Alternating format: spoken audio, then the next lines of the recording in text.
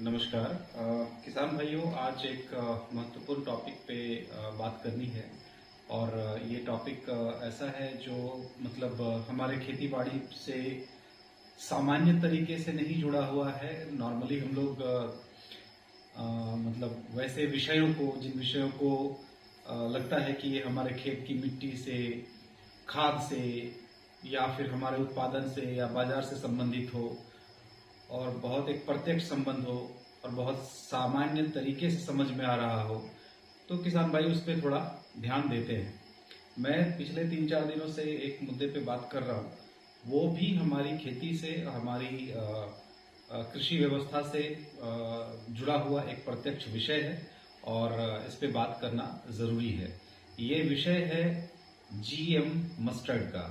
इसका मतलब होता है जेनेटिक मॉडिफाइड मस्टर्ड सीड, यानी कि सरसों के जिस बीज का आज तक हम लोग प्रयोग करते आए हैं अपने खेतों में, उसको लेकर के भारत सरकार अभी एक फैसला लेने जा रही है।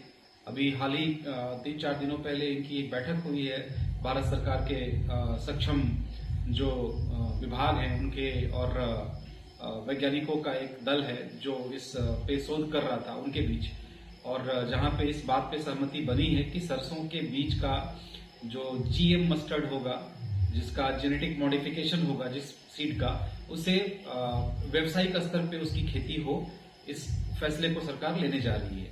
मैं बहुत सामान्य तरीके से समझाना चाहूंगा कि जीएम मस्टर्ड एक ऐसा सीड है जो जिसे विज्ञान भी अनुमति नहीं देता है।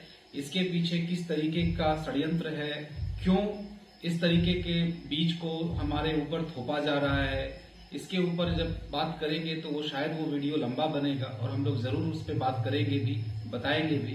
फिलहाल ये जरूरी है कि आप सब जीएम मस्टर्ड का विरोध करें। ये हमारी खेती के लिए नुकसानदायक है, हमारी मिट्टी को नुकसान पहुंचाएगा, हमारे खेतों में जो अन्य और पोषक तत्व है उनको नुकसान पहुंचाएगा, और सरसों जो उत्पादित सरसों होगा उसमें भी जो उसकी जो क्वालिटी होगी, उसमें भी जो उसके औषधीय गुण है, जो सरसों की अपनी क्वालिटी होती है, उसमें भी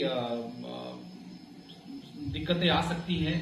और एक अनदेखा सा एक ऐसा मतलब एक ऐसी समस्या के बारे में एक ऐसा अंदेशा जताया जा रहा है जो काफी घातक हो सकता है।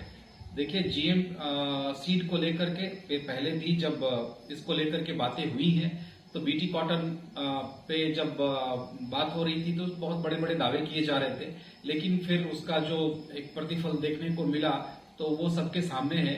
ब्रिंजल को भी लेकर के भी इसी तरीके के दावे किए जा रहे थे, जिसका कि मतलब अप्रूवल नहीं मिल पाया। फिलहाल अभी हम लोग बात जब कर रहे हैं जीएम मस्टर्ड का, तो हाँ, जीएम मस्टर्ड हर हाल में इसकी अनुमति नहीं मिलनी चाहिए। भारत सरकार को रोकना चाहिए इसे, और किसानों के पक्ष को समझना चाहिए। किसानों के साथ साथ वैज्ञानिकों को भी सही तथ्य के साथ सामने आने चाहिए, तभी इस पे एक निष्कर्ष निकालना चाहिए। फिलहाल इसका विरोध हमें हर स्तर पे करना चाहिए, ये हमारे लिए बहुत ही घातक है। इस पे आप लोग थोड़ा और जानकारी इकट्ठा करें और ये समझने की कोशिश करें कि ये विषय हमारी खेती से बहुत ही प्रत्यक्ष तौर पे जुड़ा हुआ है। आज सरसों के बीज में इस टेक्नोलॉजी के बारे में हम लोग बात कर रहे हैं, कल अन्य सारे बीज पे इसी के बारे में बात होगी। देखिए, आप लोग समझने की कोशिश कीजिए, खेती बाड़ी की जो कला है, जो परंपरा है, कहीं ना कहीं ऑलरेडी हमारे किसान भाई भूल रहे हैं, भूल चुके हैं। हम लोग कहीं ना कहीं कंपनियों के हाथ में गिरवी हो गई है हमारी सारी खेती की कला। हमारे घर में अब किसी भी तरीके से किसी भी प्रकार का कोई बीज संरक्षित नहीं किया जाता, जबकि 10-20 साल पहले सबके घर में कोहड़ा का, कद्दू का, झींगा का, तुरई का, सबका बीज रहता था। आज हमें 10 रुपए का खाने का भी बीज लगाना है सब्जी, तो बाजार में जाके खरीदना होता है। तो आप समझिए कि किस तरीके से आपको हाईजैक किया जा रहा है। आज हमारे साथ जो खेती बाड़ी में जिस तरीके के कॉरपोरेट का जो एक जो हस्तक्षेप बढ़ रहा है, वो कुछ मामलों में अच्छा है, किन मामलों में अच्छा है इस पे भी एक अलग चर्चा हम लोग करेंगे, लेकिन बहुत सारे मामलों में ये हमारे लिए हमारी पूरी व्यवस्था को ध्वस्त कर सकती है।